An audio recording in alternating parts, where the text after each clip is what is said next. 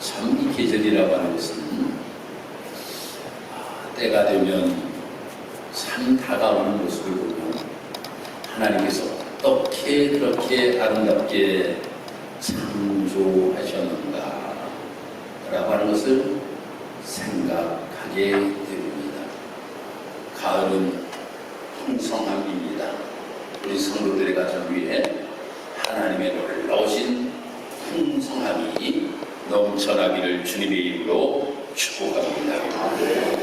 오늘은 목회자와의 관계라고 하는 제목을 가지고 말씀을 함께 나누려고 합니다. 오늘은 교육자 보건주의를 맞이하여서 목회자와 성도의 관계가 어떤 관계가 되어야 되는가라는 것을 바울과 고린도 교회를 살펴보면서 말씀을 함께 나누려고. 목회자들 가운데 이러한 목회자들이 있어요. 성도들이 자기에게 조금 기분 나쁘게 하면 저주를 퍼부는 목사가 있습니다. 이러한 목회자가 있어요. 그건 아주 잘못되었다라고 생각합니다. 우리가 쉽게 이야기를 하면 가족의 가장이 아빠라고 하면, 아버지라고 하면 자녀들이 잘못하였을 때에 그 자녀들을 향하여 저주를 퍼붓는다라고 하면 어떻게 되겠습니까? 그것은 아니라고 생각합니다. 그런데 교회 안에서 참으로 불쌍한 사람들은 있어요. 그 불쌍한 사람들이 누구인가 하면 담임 목사와 관계가 좋지 아니한 사람입니다. 이처럼 불쌍한 사람은 결코 없다라고 이렇게 생각됩니다. 왜입니까? 여러분, 교회를 오게 되면 가장 많이 이야기를 듣는 것이 누구에게서 이야기를 듣는가 하면 목사에게서 이야기를 듣습니다. 오늘도 제가 여기서 적어도 한 20분에서 30분 동안 설교를 할 텐데 여러분들이 이 말씀이 하나님의 말씀임에도 불구하고 목사와 관계가 여러분들이 좋지 아니하면 은혜가 되지를 않습니다. 절대 은혜가 될 수가 없어요. 그러니 교회를 나오기는 나가도 하나님의 말씀을 듣기는 들어도 은혜를 받지 못하면 그것보다 더 불쌍한 것이 어디 있습니까? 그러니까 교회 생활하면서 가장 불쌍한 사람이 누구인가 하면 목사와 관계가 좋지 아니한 사람. 이 사람은 불쌍한 사람이에요. 불쌍한 사람. 고린도 교회는 참으로 좋은 장점을 너무나도 많이 가지고 있던 교회였습니다. 어떠한 장점을 가지고 있었는가 하면 많은 성도들이 은사를 받았다라고 하는 거예요.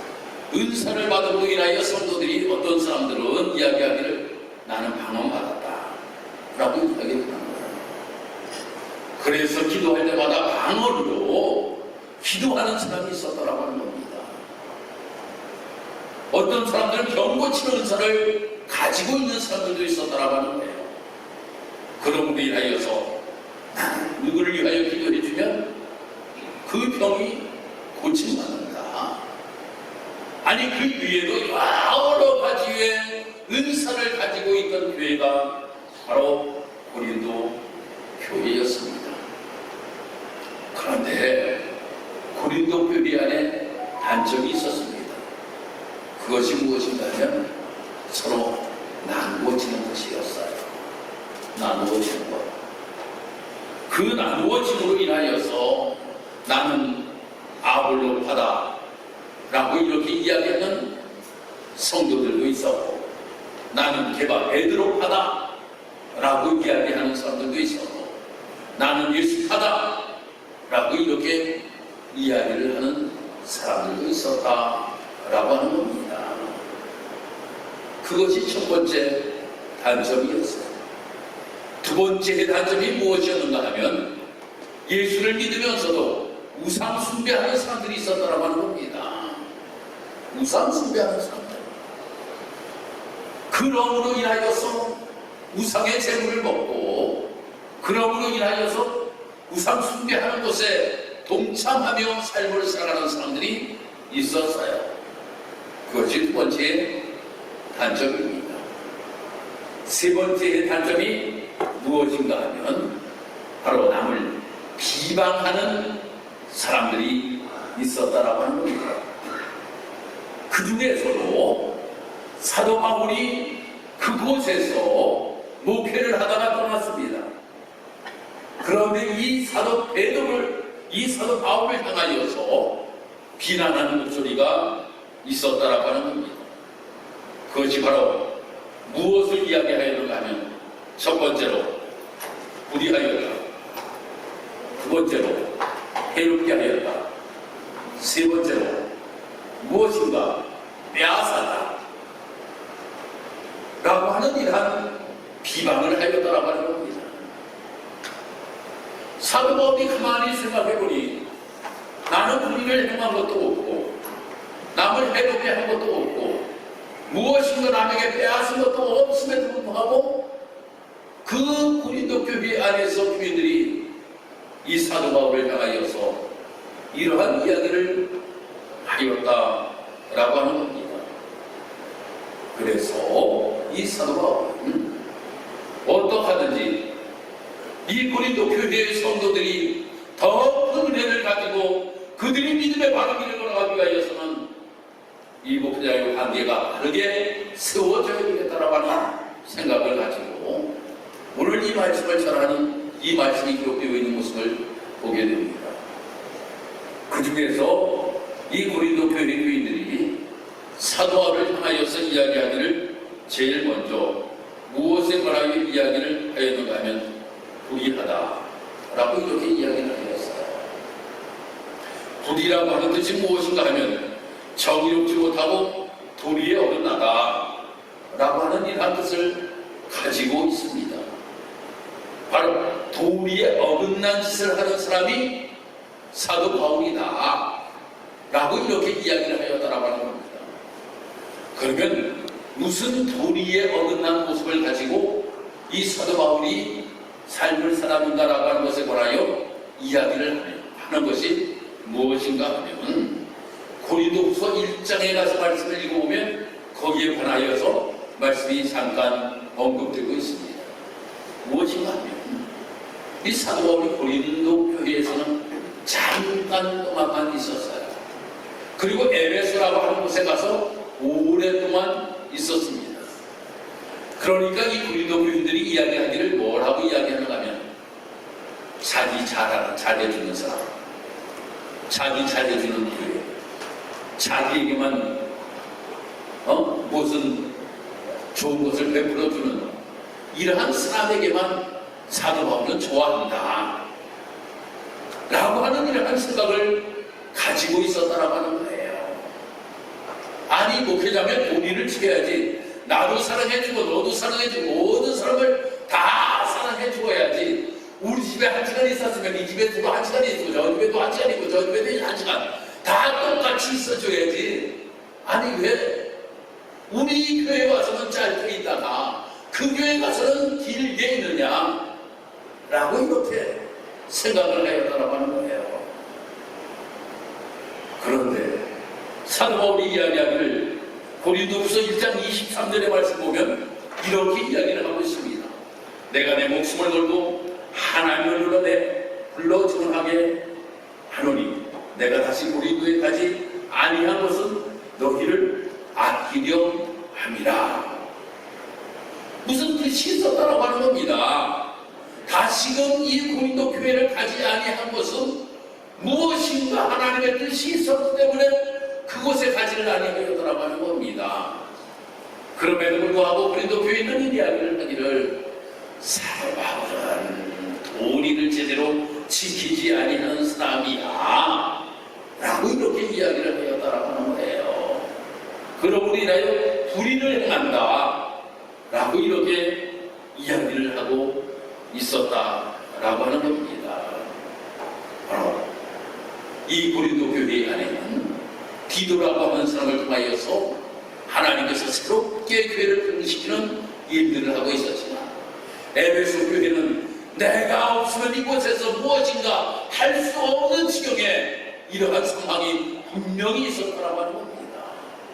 그렇기 때문에 이 에베소에 내가 더 오랫동안 머물러 있고, 내가 그곳에 가지 아니하는 것도 무엇인가 계획을 가지고 하나님의 뜻이 있기 때문에 내가 그곳에 가지를 아니한다라고 이렇게 이야기를 하고 있는 거예요. 사랑하는 성도 여러분들, 우리는 그런 생각을 가지고 있지는 않습니까? 우리가 신앙생활하면서 목사가 편견을 가지고 있다, 불의를 행한다 라고 하는 생각을 여러분들 가지고 있지는 않습니까? 아니, 기도해 주다 보면 어떤 사람은 1분을 기도할 수 있고 어떤 사람은 2분을 기도할 수 있지. 기도가 나오는데 끊을 수는 없잖아요. 똑같이 1분 다 기도할 수 없잖아. 그런데 아이고, 목사님이 더 사랑하는 사람은 기도 깊게 해주시고, 아이고 나는 사랑하지 않으니까 기도를 짧게 한다. 아니, 박수를 하다 보면 어떤 데는 좀 세게 할 수도 있고 좀 약하게 할 수도 있지. 그걸 가지고 아이고 저 양반을 보니까 목사님이 그냥 사랑해가지고 꽉 손을 잡아주는데 나는 대문만 하고 끝나버렸다 라고 이렇게 생각하는 사람들도 있다라고 하는 거예요. 작은 것으로 인하여서 목사가 도리의 모습이라는 모습을 가지고 목회를 한다라고 하는 이러한 생각을 가질 때가 있다라고 하는 거예요. 어떤 집은 기도를 더 많이 해주고 해줄 집들이 있어요. 더 있다라고 하는 거예요. 그 가정을 위해서 더 많은 기도를 해줘야 될 가정들이 있다라고 하는 거예요. 그것이 질투심인가 되지 말고, 저 가정 목사님이 더 많은 기도를 해줘야 될 가정이로구나 라고 이렇게 여러분들이 한번 생각하면 우리가 신앙생활 하는 데 있어서 이러한 불평은 벗어나게 된다고 하는 거예요. 할렐루야. 이해가 가시죠? 이렇게 우리가 첫 번째 사도 바울에 대하여서 비난이 바로 우리에 관한 것이었다라고 하는 겁니다. 두 번째로는 해롭게 했다라고 하는 것에 관하여서 이야기를 하고 있습니다. 아니, 무엇을 해롭게 하였을까? 아니, 올바른 이야기를 이 사도 바울이 해줌에도 불구하고 그들에게는 오히려 해롭게 하였다라고 하는 이러한 생각을 하였다라고 하는 거예요. 저가 서두에도 여러분들이 말씀드렸지만 첫 번째 우상숭배입니다. 우상숭배. 그 우상숭배에 대해서 잘못하였다라고 하는 이야기를 하면, 아유 목사님 날 미워하고, 산마을은 나를 미워하고, 산마을이 나를 이렇게 어떻게 야단칠 수가 있느냐 라고 이렇게 이야기를 하면서 해롭게 하였다라고 하는 이야기를 합니다. 또 서로 분파가 이루어지고 있는 거예요. 나는 아볼로파다라고 이야기하고 나는 개바파다라고 이야기하면서 이 편편편 갈라있는 모습이 잘못되었다라고 하는 것을 이야기를 하는 거예요. 그러면 해롭게 하였다라고 이야기를 하는 겁니다. 해롭게 하였다. 어떡하든지 교회가 하나 되기를 간절히 바라는 마음, 어떡하든지 정말로 하나님의 뜻대로 교회가 든든하게 서기를 바라는 마음을 가지고 이 사도 바울이 이야기하였음에도 불구하고 그것을 이야기 듣는 사람들은 나를 해롭게 하였다라고 이렇게 오해를 하였다라고 하는 겁니다. 우리가 신앙생활하면서 때로는 책망의 말씀이 우리에게 들려질 때도 있습니다. 책망의, 그것이 나에게 가슴이 찔리는 말씀이 나에게 들려질 때도 있다라고 하는 거예요. 그러면 여러분들을 해롭게 하기 위하여 말씀이 전하여지는 것이 아니라, 이 말씀을 통하여서 나에게 바른 길을 걸어가라고 하나님께서 나에게 주시는 말씀이로구나 라고 하는 것을 우리가 깨우칠 수 있는 우리의 모습을 가지고 신앙의 길을 걸어갈 수 있는 우리의 모습이 되어야 될 줄 믿습니다. 다음 세 번째로는 빼앗았다 라고 이렇게 소문을 내는 사람들이 있었어요. 이 이야기는 무슨 이야기입니까? 이 이야기는 바로 예루살렘 교회가 어려움을 당하고 있었습니다. 그 예루살렘 교회가 어려움을 당함으로 인하여서 선교복음을 거뒀다라고 하는 거예요. 교회 안에서 선교훈을 받았어요. 고린도 교회 안에서 선교훈 다 받았어요. 그런데 이 선교훈을 받아가지고 사도 바울이 다 써버렸다 라고 하는 이런 생각을 가지고 있었더라고 하는 겁니다. 사도 바울은 어떡하든지 모교회인 예루살렘 교회가 어려움을 당함으로 인하여서 그 교회에 도움을 주기 위하여서 거성교 헌금을 하였고 그 헌금을 가지고 예루살렘 교회 안에 어려움을 당하는 사람들에게 도움을 주었음에도 불구하고 이 사도 바울이 행하여서 내 몸 빼앗아가고 자기가 다 써버렸다 라고 하는 이런 생각들을 이 고린도 교회 안에서 소문을 퍼뜨리는 사람이 있었다라고 하는 거예요. 소문을 퍼뜨리는 사람이 있었다. 참으로 말입니다. 목회를 하면서 저는 아직까지 제가 30년 딱 내년이 제가 내년 4월 3일이 단임 목회 30주년입니다. 교회에서 한번 행사해 주셔야 돼요, 장로님. 내년이 목회 30주년 행사예요. 30주년이 다 되는 때입니다. 1995년 4월 3일 날 제가 처음 목회지를 제가 갔어요. 30년을 제가 다 목회를 하였습니다. 이 30년을 목회하면서 아직까지는 그런 소리를 들어보지는 못하였습니다. 제가 첫 목회를 갔을 때 아주 간미사님이 저를 불러다가 딱 앉혀놓고 저희 아버님과 이제 내가 동년배 되시는 목사님이신데 지금은 원로 목사님이시죠. 목사님이 김전도사. 예. 내가 김전도사한테 세 가지만 부탁할게. 세 가지만 지키면 그게 성공해. 라고 하는 것 중에 첫 번째가 바로 돈입니다. 자, 우리 목회자가 돈 때문에 말입니다. 돈 때문에 어려움을 당하는 경우가 많이 있어요. 돈 때문에 어려움을 당하는 경우가 많이 있어요. 어떡하든지 목회자가 정직한 모습을 가지고 어떡하든지 성도들과 함께 교회를 세워나가는 것, 이건 참으로 중요하다라고 생각합니다. 사도 바울도 말입니다. 정말 무엇인가 교회를 위하여서, 그 예루살렘 교회를 위하여서 이 일을 하였음에도 불구하고 이러한 승리를 내는 사람이 있었다라고 하는 겁니다. 그러므로 인하여 목회자와 화목하지 못해요. 아니, 이러한 생각을 가지고 있는 사람이 어떻게 목회자와 화목할 수가 있겠습니까? 여러분 한번 생각해 보세요. 아이고, 저 목사는 불의를 행하는 목사야. 아유, 저 목사는 정말 나를 해롭게 하는 목사야. 아, 저 목사는 나에게 무엇인가 뺏으려고 하는 목사야. 라고 하는 생각을 가지고 있다라고 한번 생각해 보세요. 무슨 의미가 되겠습니까? 화목한 모습을 가지고 아름답게 교회가 주택교회가 세워져야 됨에도 불구하고 이러한 생각을 가지고 있었다라고 하는 거예요. 그런데 이 모든 오해가 풀리고 사도 바울이 이제 오늘 말씀을 보니까 기뻐하였다, 위로가 되었다 라고 이렇게 고백하고 있는 모습을 보게 됩니다.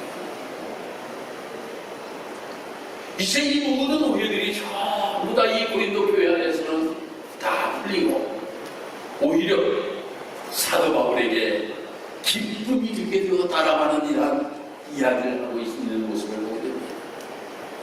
그러면 여러분들, 목회자에게 가장 기쁨을 주는 것이 무엇일까? 기쁨을 주는 것이 무엇일까? 여러분, 목회자에게 가장 기쁨을 주는 것이 무엇이겠습니까? 그 기쁨을 주는 것 첫 번째, 이 사도가 오늘 말씀 속에서 저는 여러분들과 함께 은혜를 나누려고 하는 거예요. 첫 번째, 바로 사모함이라고 하는 거예요. 사모함. 그 사모함이 누구에 대한 사모함인가 하면 하나님 하나님께 대한 사모함이라고 하는 거예요. 성도들이 누가 정말 하나님께 대한 사모함이라고 하는 뜻은 어떤 뜻을 가지고 있습니까? 애틋하게 생각하며 그리워하는 것, 이것이 사모함 아닙니까? 하나님을 정말 생각하면서 하나님만을 그리워하면서 삶을 살아가려고 하는 성도들의 그 고린도 교회의 모습으로 바뀌어진 모습을 보고 사도 바울은 너무나도 기뻤다라고 하는 겁니다. 사랑하는 성도 여러분, 여러분은 하나님께 대한 이 사모함이 있기를 주의 이름으로 축복합니다. 여러분이 하나님께 대한 이 사모함, 정말 애틋하게 그리워하고 애틋하게 정말로 생각할 수 있는 이러한 모습을 가지고 신앙의 길을 걸어갈 수 있는 우리 사랑하는 성도들의 모습을 보면 그저는 너무나도 기쁜 거예요. 우리 원사님들이 정말로 주를 애틋하게 그리워하며 그 정말 하나님에 대하여서 정말 그리워하고 일하여서 어떻게든지 교회에 나와서 기도하려고 하고 어떻게든지 주님을 위하여서 헌신하려고 하는 모습을 가지고 삶을 살아가는 모습을 보면 목회자는 누구보다 더 기쁜 것이 없더라고 하는 거지. 바로 사도 바울이 이 이야기를 듣고 기뻐하였다 라고 이렇게 말씀이 기록되고 있습니다. 다음 애통하는 모습을 보고 기뻐하였다 라고 이렇게 말씀이 기록되고 있습니다. 애통한다라고 하는 것은 몹시 슬퍼하고 가슴 아파하는 것을 애통함이라고 이야기를 하죠. 그러면 여러분들이 그냥 맨날 눈물 흘리고 그냥 슬퍼하고 가슴 아파하고 누구 때문에? 여러분, 이것이 바로 누구 때문이었다는 예수님 때문이라고 하는 것을 사도 바울은 이야기하고 있다고 하는 겁니다. 주님이 나를 위하여 십자가에 못 박혀 돌아가셨군요. 주님이 나를 위하여 십자가에 못 박혀 돌아가셨군요. 그 주님만 생각하면 애통함이 내 마음속에 차는 거야. 그러니까 눈물을 흘리지 아니할 수 없어요. 내 눈에서 눈물이 줄줄 흘러내리면서 그 주님만 생각하면 애통한 마음을 가지고 삶을 살아가는 성도들의 모습을 볼 때 이 너무나도 이 사도 바울은 기뻤다라고 하는 거예요. 얼마나 주님을 사랑하면 저렇게 마음을 가지고 저가 삶을 살아갈까. 그러니 그 모습을 보고 기뻐하였다 라고 이렇게 말씀드리고 있어요. 그리고 말씀을 우리가 보니까 9절에 회개하였다 라고 이렇게 말씀이 기록되고 있어요.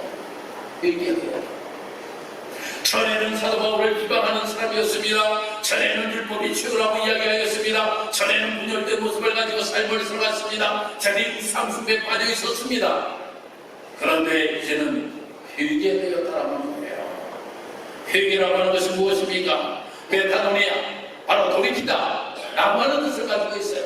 그런데 어떻게 돌이키냐 하면 바로 내적으로 완전히 바뀌어지는 것을 이야기하고 있다라고 하는 거예요. 그런데 내적 변화만 이루어져서는 참된 회개가 아니라고 하는 겁니다.